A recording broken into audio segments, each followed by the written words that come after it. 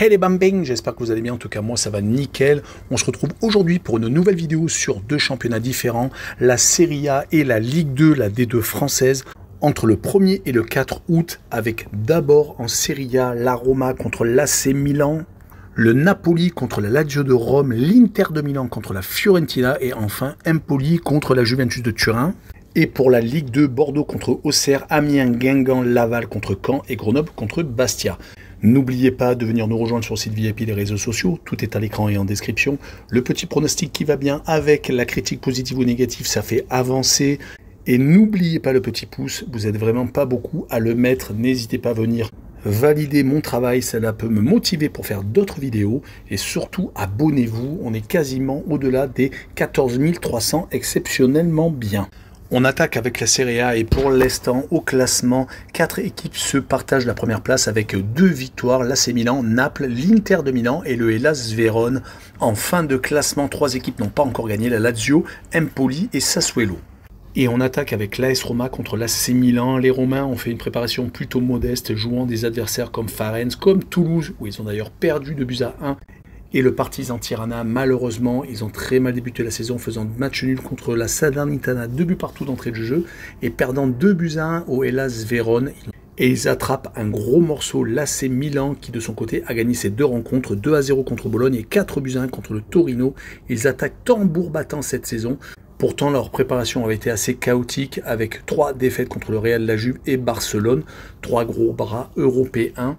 Rappelons qu'ils tombent dans la poule du Paris Saint-Germain, où il y aura également Dortmund et Newcastle. Une poule très compliquée, où chacun aura sa chance. On peut également observer que lors des confrontations directes, sur les 5 dernières années, une seule fois la Roma est sortie vainqueur, et le Milan AC a eu plutôt tendance à prendre le dessus. Sur cette rencontre, je verrai les Milan gagner 2-1, et je verrai le but de Giroud avec une cote à 3,20. On poursuit avec le Napoli contre la Lazio de Rome. La saison dernière, les Laziales s'étaient imposés à Naples, gagnant 1-0. Cela avait été une grosse surprise, mais à l'époque, la Lazio était dauphin de Naples. Depuis, le Napoli a été champion. La Lazio est malheureusement descendue du podium. Et attention, car ils n'ont pas encore gagné une seule rencontre, ont perdu contre Lecce et contre le Genoa. Ce déplacement donc à Naples va être très compliqué, surtout que les Napolitains ont gagné leurs 2 premières rencontres, 3-1 à Frosinone et 2-0 à la maison contre Sassuolo. La préparation des Napolitains avait été assez studieuse, des victoires contre Augsbourg, contre l'Apollon Limassol. Certes, ce n'est pas des gros bras, mais ça leur a permis de garder de la confiance par rapport à d'autres équipes qui ont malheureusement mal débuté le championnat. La Lazio, lui, n'a gagné qu'une seule fois lors des 5 dernières rencontres, toutes compétitions confondues, perdant par exemple en match amical contre Aston Villa assez lourdement 3-0. Sur cette rencontre, je vois Naples s'imposer 2-0 et je verrai le Napoli marquer le plus de 1,5 buts sur le match avec une cote à 1,69. On enchaîne avec une rencontre du 3 septembre avec l'Inter de Milan contre la Fiorentina. L'Inter a bien débuté le championnat avec 2 matchs, 2 victoires contre Monza et Cagliari. Leur préparation avait été très intéressante avec, par exemple, une victoire contre le Paris Saint-Germain, arrivant à les renverser. Une autre contre Salzbourg, certes une équipe un peu moins forte, mais tout de même c'est très intéressant à noter. On se rappellera que l'Inter a perdu en finale de la Ligue des Champions contre Manchester City, 1-0. Leur adversaire du soir est la Fiorentina, qui de son côté a joué le tour préliminaire de la Ligue Europa Conférence, qu'ils ont remporté de justesse contre le Rapid de Vienne. Ils vont donc participer à la poule de Ligue Europa Conférence. Ils ont en championnat par contre commencé par une victoire au Genoa 4-1, assez spectaculaire au niveau des buts, et un 2 buts partout à la maison contre Lecce. Sur cette rencontre, je verrai une victoire de l'Inter de Milan 3-1 et je verrai le plus de 2,5 buts sur le match avec une cote à 1,77. On finira l'Italie avec Empoli contre la Juventus de Turin. Empoli change suivant les années. Il y a 2 saisons, ils avaient été assez monumentales à l'extérieur, remportant des succès très caractéristiques chez les grosses équipes, le Milan AC, la Juventus de Turin. Par contre, à domicile, ils étaient vraiment pas bons du tout. La saison dernière, ça s'est plutôt équilibré. Comment vont-ils jouer contre la Juventus cette saison? Car ils viennent de débuter par 2 défaites consécutives sans marquer de but contre le Hellas Vérone et Monza. Attention à la rechute, surtout qu'ils ont été éliminés en Coupe d'Italie contre Cittadella d'entrée de jeu. La vieille dame va essayer cette fois-ci de se qualifier pour une Coupe d'Europe. À cause des points de pénalité de la saison dernière, ils n'ont pas pu accrocher une Coupe européenne. En tout cas, ils ont commencé par une victoire à l'Udinese 3-0 et un match nul à la maison un peu décevant, un but partout contre Bologne lors des matchs amicaux. Ils avaient été assez intéressants, accrochant par exemple le Milan AC ou gagnant le Real de Madrid. Sur cette rencontre, je verrai bien une victoire de la Juve 2-0 et je verrai les deux équipes ne pas marquer avec une cote à 1,87. On enchaîne avec la Ligue 2 et un petit tour sur le classement où une seule équipe pour l'instant a gagné tous ses matchs. C'est Caen, 4 matchs, 4 victoires. Juste derrière Amiens avec 9 points, 3 victoires et 1 défaite. Et ensuite Grenoble, 3e, 2 victoires, 2 nuls et 0 défaite. Donc encore un vaincu.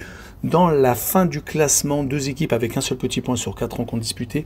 Quevilly-Rouen et Concarneau. Et juste au-dessus Pau, 18e. N'oubliez pas qu'il y a 4 descentes cette saison.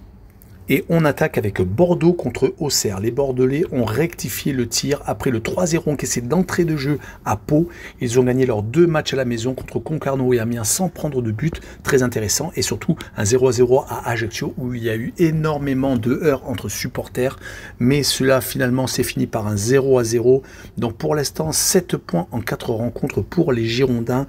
Et ils vont jouer contre Auxerre qui ne gagne plus depuis 3 rencontres, qui avait commencé tambour battant à Valenciennes 4-1 d'entrée de jeu et qui malheureusement s'est incliné à la maison contre Amiens. Cela a peut-être été un frein depuis un match nul contre Angers et un 0-0 contre Grenoble à domicile, même si pour l'instant leur calendrier est assez incroyable car ils vont en plus jouer Bordeaux ce week-end. C'est pour cette raison que je vois bien les Girondins s'imposer 2-1 avec le draw no bet et le pari remboursé si match nul et une cote à 1,47. On enchaîne avec Amiens qui reçoit Guingamp. Les Amiénois et les Guingampais sont dans le top 4 du championnat de Ligue 2. C'est très intéressant, mais Amiens a perdu son premier match après avoir gagné les 3 premiers contre Quevilly-Rouen, Auxerre et Bastia, à chaque fois sur une courte tête d'avance.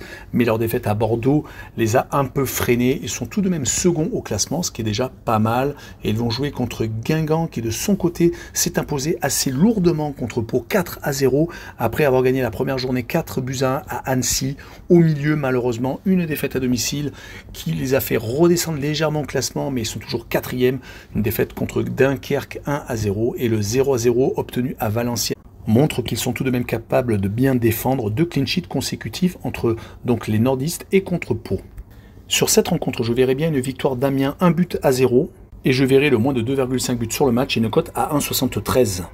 La rencontre suivante est Laval contre Caen. Les Lavallois sont avec pour l'instant 2 victoires, 1 nul et une défaite, bien calés dans la première partie de tableau. 2 victoires à la maison courtes contre Angers et Rodez leur permettent de bien figurer dans son championnat de Ligue 2. Une seule défaite, c'était à 3, mais c'est un des prétendants à la montée en Ligue 1. Et le 0-0 à Quevilly-Rouen leur font donc avoir 2 matchs consécutifs sans défaite.